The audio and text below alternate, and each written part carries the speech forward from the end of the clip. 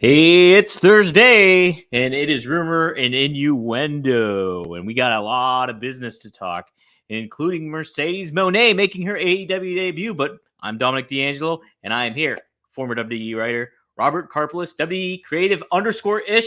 Robert, happy Thursday to you. You nailed it right out of the gate. I'm going to apologize right off the bat, guys. I was literally just sprinting a little over a mile. I was at my son's school for an event, and as soon as I'm like, guys, I have a hard out. I got to leave by 11:45. I got to be back here for noon. I go to leave. All the gates locked because What? at school there's security. I got to wait for somebody to come with a badge to let me out. I'm like, you don't understand, guys. We got Rumor and Innuendo. We got big business to talk about.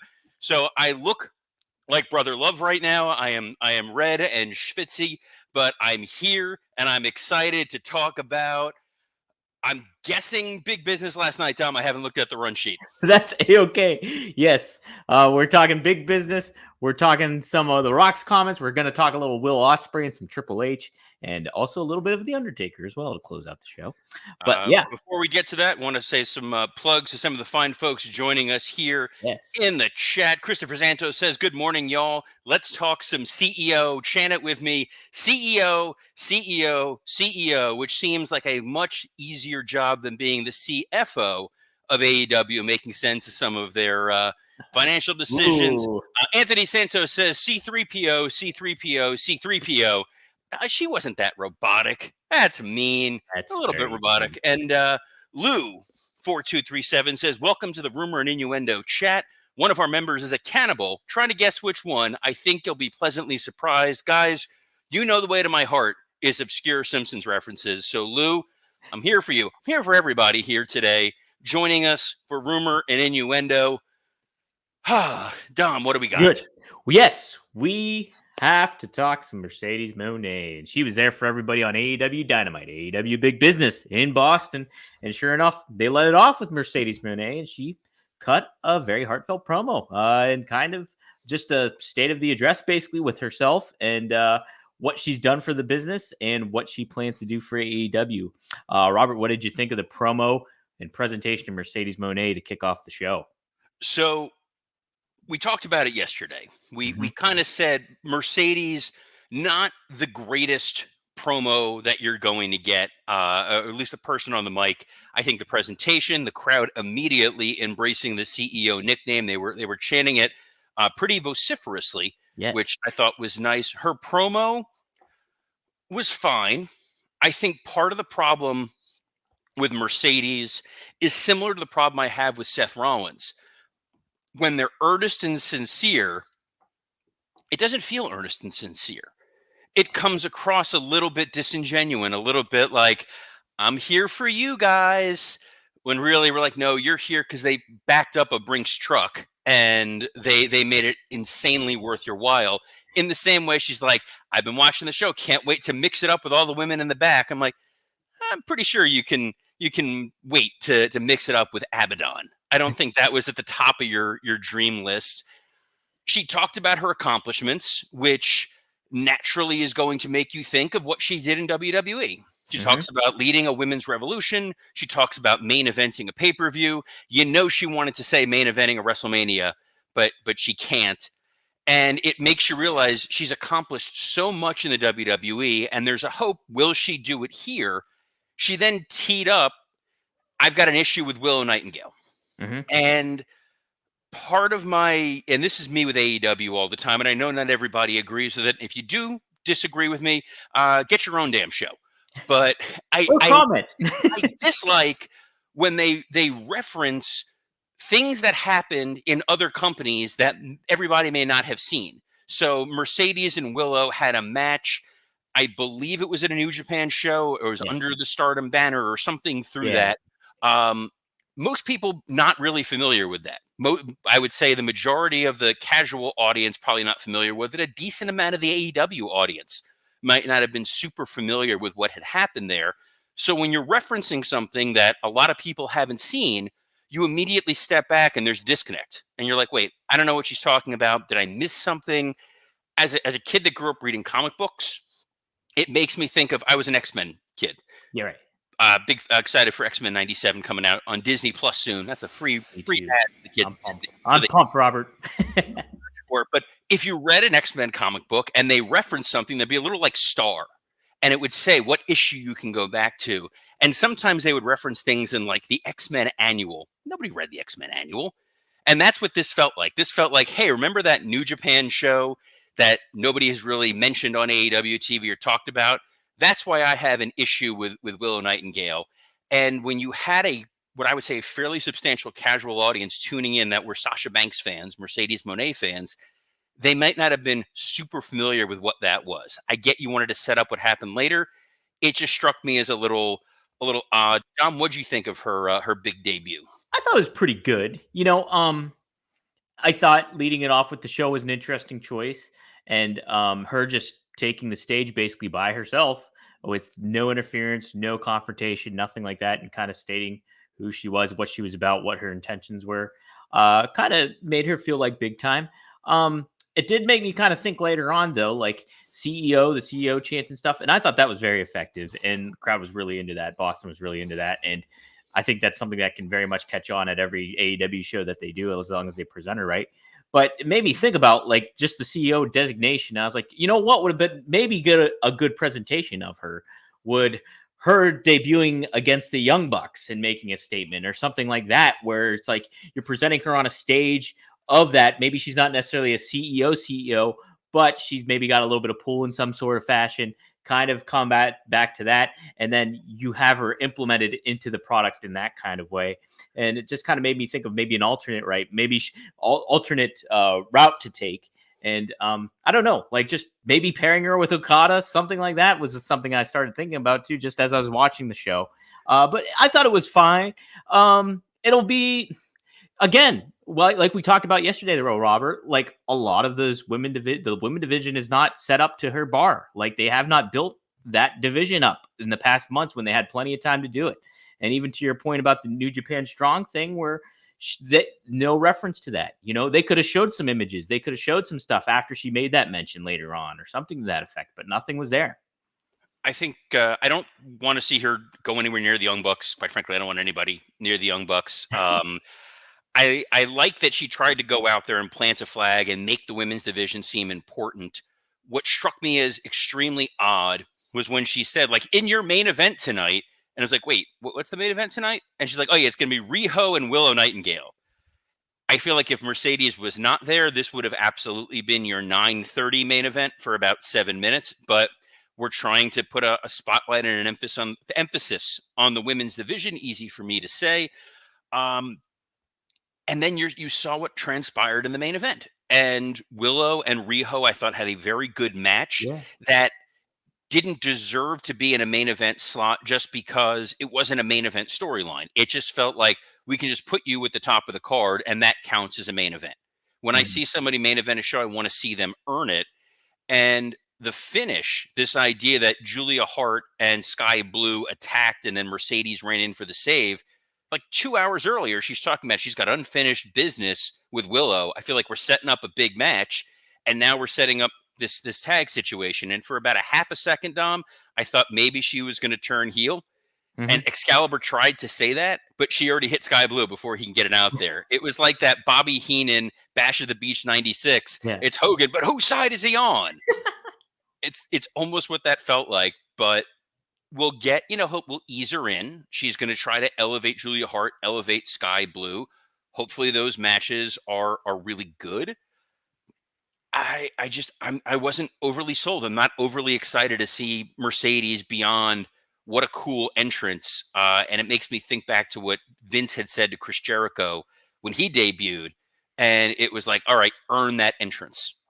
And I want to see Mercedes earn that entrance and work with people. And the other thing that struck me as odd is they announced this as the main event, Dom, and I was pretty sure there was a world title match on this show. Yeah. As a matter of fact, Robert, it opened the show for the matches. It was Wardlow versus Mojo.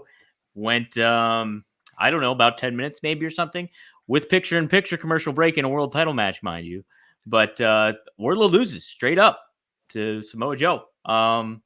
seemed like they were really building Wardlow in some form or fashion, like with that promo he cut several weeks ago.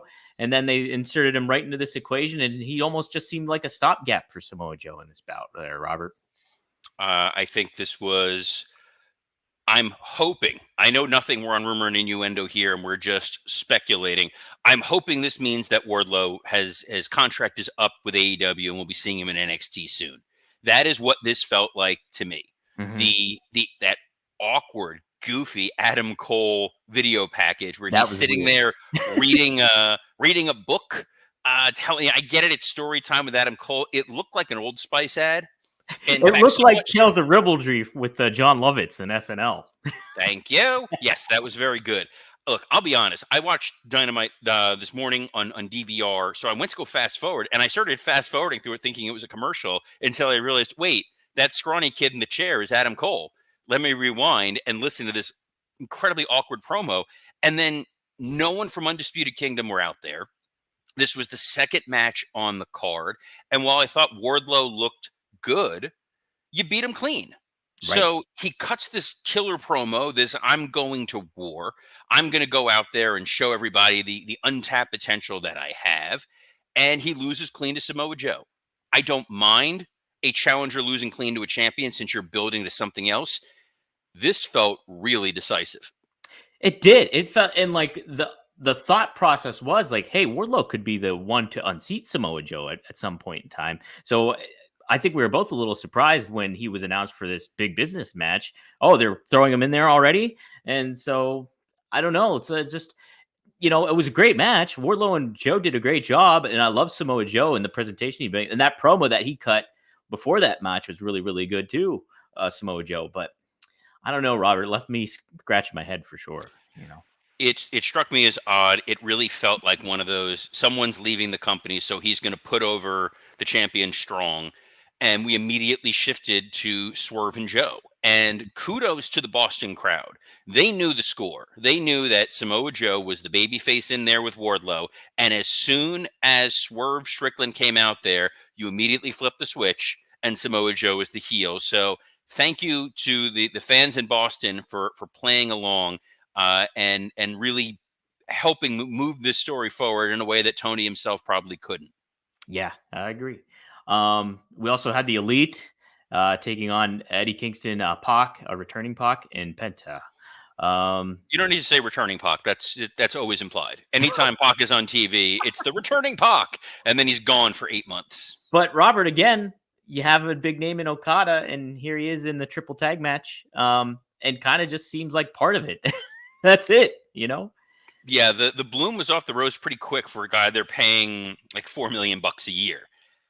I get the idea of throwing him in the mix, making him a heel. You want to have him pin Eddie Kingston to sell a singles match, but he very much felt like one of the guys on the roster. And I get the new narrative and focus of AEW, which I don't disagree with, is we have the most stacked roster. Everybody needs to prove themselves. We saw that with the Kyle O'Reilly promo, commentary, even during the 6-man. We're like, this is an all-star match. All 6 of these guys are, to some degree, big stars. It was a fun match, but Okada really just felt like a guy. Yeah, I agree. I mean, like, they did the little segment backstage with Alex Marvez and whatever, and Okada had a few statements there during like telling Marvez to wish him a happy birthday and all that stuff. But it just felt like, okay, why are you not presenting like somebody like you're already setting Mercedes Mone up speculatively for a tag team match, and then you have Okada already in a triple tag match on your primary show. It just seemed very, I don't know, very strange and execute. Great match, but again, it's just like everybody gets lost in the shuffle. It was a fine match, but again, if the Young Bucks are the EVPs, if they are the people in charge, why are they allowing themselves to be booked in a 6-man tag match on free television? yeah, make yourself selected. Step in. It should have been, we're the EVPs. Okada is money. You have to pay to see him, Dom. You have to pay. You have to order AEW Destiny and Dynasty. Dang it, Robert. Target. Dang it. Yes. I swear, guys, this isn't like Billy and the CW. I really have a mental block when it comes to the name of this incredibly stupid show. Which, for all I know, we may be talking Billy and the CW later. I haven't even looked at it, but On the list always. contrast the presentation of Okada with Will Ospreay.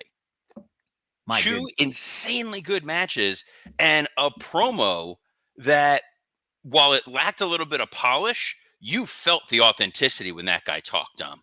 Oh my gosh, yeah, it blew my socks off, honestly, because I've never seen not Okada, like Osprey talk like that. To be honest, and like so, that's kind of what I was waiting for. That's what I wanted to see initially with Osprey showing up and like the build to him having matches and AEW Revolution and all that stuff. I wanted to see that, and here we got it. Here we got it, and it felt he feels like a star. Like he feels like you could immediately insert him, while Kenny Omega's on the shelf into that position and then build more around him. And the fights that he's going to promote and talk about moving forward are going to seem like a big fight feel because he's able to present it in that fashion. So I was really impressed with how Ospreay delivered himself, and fun little exchange with him and Tony Schiavone. So I thought Ospreay was fired up. That guy connected, and you couldn't wait to see what he does next. And guys, if you want to make sure that your lady can't wait to see what you do next, and you want to put on a show, bruv, then you need to check out Blue Chew, because this episode is sponsored by our friends at Blue Chew. Let's talk about sex. Remember the days when you were always ready to go? Now you can increase your performance and get that extra confidence in bed. Visit BlueChew.com. Blue Chew is a unique online service that delivers the same active ingredients as Viagra, Cialis, and Levitra, but in chewable tablets and at a fraction of the cost. You can take them anytime, day or night, so you can plan ahead or be ready whenever an opportunity arises. The best part? It's all done online. No visits to the doctor's office, no awkward conversations, and no waiting in line at the pharmacy. Guys, we were electrified when we saw Will Ospreay cut that promo last night. You felt that energy. You felt that excitement. And that's the same kind of energy and excitement you want to bring to the bedroom, because Blue Chew wants to help you have better sex. Discover your options at BlueChew.com. Chew it and do it. And we've got a special deal for our listeners. Try Blue Chew free when you use our promo code RUMOR at checkout. Just pay $5 shipping. That's BlueChew.com, promo code RUMOR, to receive your first month free. Visit BlueChew.com for more details and important safety information. And we thank Blue Chew for sponsoring this episode of Rumor and Innuendo. Made it 3 words there. Innuendo. Which also sounds like what'll happen if you pop a Blue Chew. That's it. That is true. And here's Joe A, who said, "I'm rock hard with emotion, bruv." Joe, you want to step it up? Use that promo code RUMOR, $5 shipping. Get yourself some Blue Chew. We got to the Blue Chew ad a little later in the show today, because there's so, not only is there so much stuff to talk about. I checked out briefly the run sheet, and there's a lot of stuff we're literally going to have to bump to tomorrow, Dom. I'd say about 2/3 of what we got left, because we still haven't finished talking Dynamite. No, I mean, we also had Jericho and Hook tagging up against the Gates of Agony and getting the win. And then afterwards, we had Hook and Jericho in a backstage segment with Renee Paquette. And Jericho said, "Hey, I like what I saw from you, working with you on the same side of the ring, but I want to work against you, against one another." And then sure enough, they challenged next week in Toronto for AEW Dynamite. We got Hook versus Jericho. I know your thoughts about Jericho, but what do you think about them already teeing it off here on Dynamite next week? No. How's that for thoughts? No, I don't. I get what this Lionheart shtick is. We're trying to make people remember a kinder, gentler time when you loved Chris Jericho, and you want to be excited to see him elevate his game with Hook. I want him as far away from Hook as possible. I don't think it's going to help Hook's presentation. I think Jericho believes that as a legend, giving the young guys the rub, that came out wrong. But when you're in there as a veteran and you're working with that younger talent, you think that, wrestling me, beating me is really going to elevate you. It didn't really help Orange Cassidy all that much. It sure as hell didn't help Action Andretti. The guys that were part of Inner Circle have not been elevated. Santana's gone from the company. Jake Hager is kind of vanished off the face of the earth. Sammy Guevara, obviously suspended for his 35th time. the Jericho rub does not mean what it used to, and it's the kind of rub that doesn't involve an NDA. I like the Lionheart presentation and stuff like that, and it was all out where he competed against Bryan Danielson, and I thought that was a really, really great match. Somebody, Steven Chambers here says Jericho needs some time off. I kind of agree with that too. Just absence makes the heart grow fonder. I know you're not fond of him, but no. So that's the misnomer. Jericho was one of my top 10 all time favorites. Oh, I think the first wrestling shirt I ever got was the Y2J shirt. Wow, really? Huge Jericho fan for many, many years. Usually when I'm in my office, I'm pointing where the books would be. I have Jericho's books that he's written. I think it's impossible to be a wrestling fan and not be a Jericho fan. He brought friends of mine who weren't even wrestling fans into wrestling because of his WCW promos. Yeah. Like, he's someone who can reach across the aisle and bring a casual fan and non-wrestling fan together. He was entertaining in the ring, entertaining on the promos. I think some of the problematic baggage that he has brought of late is part of the issue. I think the other part of the issue is he's getting to that point where he's not able to perform at the level of a Chris Jericho that we really want to see. And it's tough to watch because he wants to still be the Chris Jericho 15, 20 years ago. If he were to take time off, I think there's more of a concern on his end. Is he even going to be able to get back up to this level? So trying to work with young talent, trying to work with some of the best that there are is trying to mask that. But then sometimes you get that Atlantis Junior match a couple weeks ago, which will haunt me in my nightmares. I'll say my dreams, but those are nightmares. But that was Dynamite, Dom. I feel like we covered just about everything that occurred on that broadcast. What else we got? Yeah, let me see here. So we had Andrew Big Andrew Red mentioned that Ospreys can't miss, and it sounds like possibly that WWE might have missed a little bit on Osprey, according to Dave Meltzer. I will say that. Wrestling Observer Radio happened to say that he had 2 matches on this run, and he's getting this kind of a reaction. So yeah, I think that I know people in WWE when this was going down. Sorry, I like that even in the transcription you have the weird Meltzer verbal tics. Yes, I mean that. I don't know. I mean, people in WWE knew what they were going to do. I know people. I know people in WWE when this was going down, and it was becoming very clear that he was going to AEW instead of WWE. They offered a lot less money, and I know people who were there saying that Triple H didn't realize he just thought he was one of the great workers. But this guy Ospreay has more as far as complete package. There are very few people when it comes to complete total package. Lex Luger reference. There we go. Very good. Well, let's not damn Ospreay with that, but it doesn't surprise me that the AEW offer was going to be higher.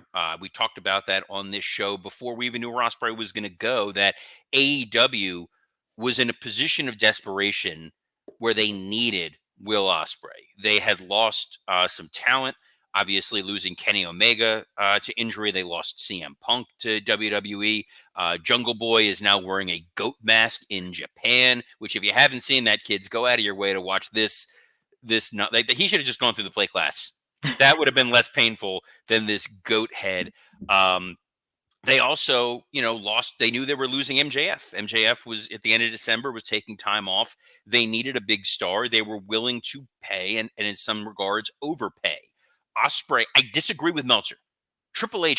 Paul Triple H Levesque, long-term Radio fans know what that means. Paul Triple H Levesque absolutely knew what a complete package Will Ospreay was. Like, this is not the Vince world. Hunter knows a guy who can cut a promo and look good in the ring and also wrestle. But the WWE roster right now is insanely stacked. So they're going to pay to get a Will Ospreay, but they don't need a Will Ospreay. Mm-hmm. If you look at the WrestleMania card right now, it'd be very tough to find where you would really plug Ospreay in. Maybe against Gunther, where he'd be going for the Intercontinental title, but then you're bumping Sami Zayn. There are talented people right now who do not have a spot in WrestleMania who are top tier talent. So it's going to be really interesting to see. It would have been interesting to see where they're going to wind up. I think you look at where Kevin Owens is. It's going to be part of a triple threat match. We don't know who's going to wind up in the Andre the Giant Memorial Battle Royal. There's guys sitting on the shelf right now. Braun Strowman, that we haven't seen do anything for in a while. They just called up Braun Breaker. Yeah. You have Carmelo Hayes, who's kind of towing the line between WWE and NXT. So you have all these guys. So while Ospreay would have been a great get for the WWE, they didn't need to pay and potentially overpay the way that Tony did for Okada, Ospreay, and Mercedes Mone. Would have loved to have seen them in WWE. However, you know, they're going to do great things for AEW, and AEW can now position to this notion of, well, we have the best roster there is. Right, and like to your point, you could certainly plug Ospreay into any of those matches at WrestleMania and try to make it work and stuff. But you're bumping somebody that is also very talented, very notable in place of that. You would be doing that. Ospreay happened to speak on Talk Is Jericho too this week, talking about not signing with WWE, and he said, "Yeah, of course, but it was night and day." He talking about you're not going to do the accent. No, I'm not going to try it. I have to, if I'm doing the accent, I got to get myself in the mode. Of course, bruv. Okay, that's all you got to do. There you go. You just got to be raspy and just use bruv every couple of words. Please don't. Okay. As much fun as it is, because people love reading comprehension with Dominic DeAngelo, where you read like long paragraphs. It's great. It's better if there's a little bit of a weird voice. But either way, let's keep going. He said, "Yeah, of course," but it was night and day. No. I'm not doing it. You can't do a British accent if you're not British. Same way you were doing like the over Italian accent before. What are you talking about? But it was night and day, even a difference when they were offering what AEW was offering. AEW was way better. The scheduling, everything about AEW was completely the right option for me. It was always, you can go be a superstar in WWE and famous, but it's not as good of pay and it's not as kind of a schedule. I respect everyone they're doing it, but it's not for me, he did say. In regards to that, Robert, I kind of think too, yes, you know, he's got paid big time with AEW. I almost think of a Tom Brady theory where it's like Tom Brady stayed with the Patriots, took pay cuts, but hell, he's become the best pro football player known to man. And when it regards that, and he goes down in history, you know, big time Super Bowl wins. Same could maybe have been said for Ospreay if he goes to WWE, or he could, to another point, get lost in the shuffle. So it's interesting kind of perspective. I think the schedule argument absolutely makes sense in some regards because the WWE schedule, even though it's lighter than it used to be, is still grueling. You're doing house shows. Whether you're working Raw or SmackDown, you're still on the road probably 4 days a week, plus travel day. So say 5 days a week. It's a lot of time to be away from your home, away from your family. AEW offers a more relaxed schedule. I feel like they're going to be more flexible if Ospreay decides he wants to go work a big show somewhere. He's the kind of guy that wants to go and do that. And he can be a big star, make a lot of money in AEW. So you can't really begrudge him as much as I want to begrudge him because, damn it, I wanted to see him in WWE. And I feel like he would have been fun for 2K25. Oh, no doubt about it. That's my motivation factor. My motivating factor for half of it now. Now that I'm playing, I downloaded 2K24, which is a hell of a game. It's a lot of fun. But then you notice that people that aren't in there would be like, man, it'd be really fun if you could play as, Sting, or if you could play as Ospreay or Okada. Not Darby, because I don't want to watch my video game characters die. Yeah, that's not, you don't want that. Unless it's a mini game where you get to climb Everest as Darby.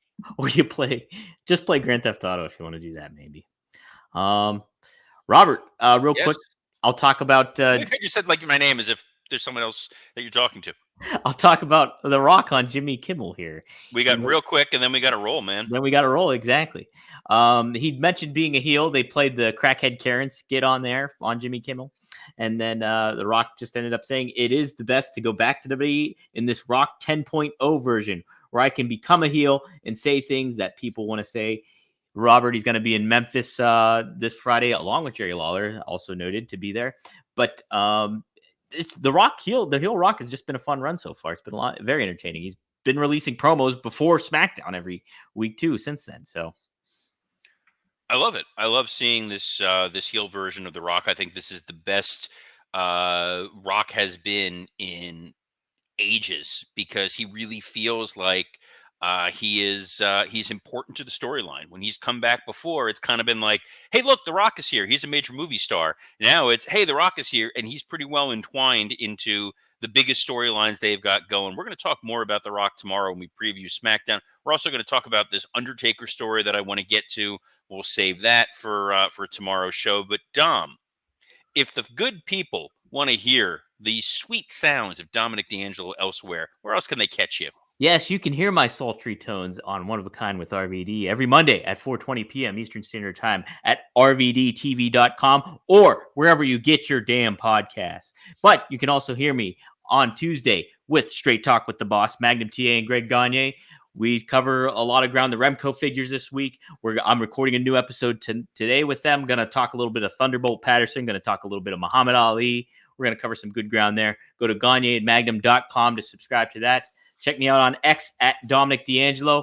And yeah, that got a lot cooking. I'll be there WrestleMania week, all in Philadelphia, all up in that business, that big business. So there we go. Robert, we got a guest coming up here tomorrow. We do. Tomorrow, my Wrestle Roast co-host, the very talented comedian Dan St. Germain, is going to be on here. Oh, look at that. You put a graphic on. Yeah. And it's covering my head. Oh, there I'm on the side. There you are. Hey, look at that. This is fun.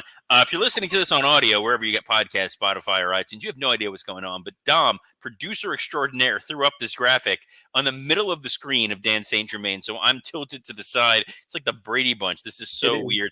Dan's going to be on tomorrow at noon. He has a new comedy special called Dance Fatty Dance from 800 Pound Gorilla. It is on YouTube and it's absolutely free and it is hilarious. And yes, Eagle Eye people, if you look, you will see me in the crowd.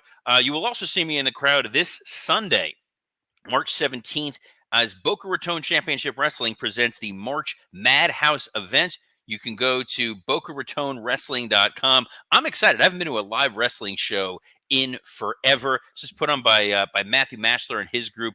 A hell of a lineup here in Boca Raton. So if you're anywhere in the Florida region, the South Florida region, come on out for this show. It starts at 6 o'clock. It's an all ages show, so that's going to be great. Unlike Dom and his sultry tones, but our sultry tones will be back here tomorrow at noon Eastern, wherever you watch or listen to us, whether that is at the WW Creative _ISH X account, the at Dominic DeAngelo X account, Podcast Heats X account, Podcast Heat, the fine folks who make this show possible, SE Scoops, their X account, great place to get your wrestling news, by the way, as well as the ad-free show's YouTube page. Take that, Jeff Jarrett.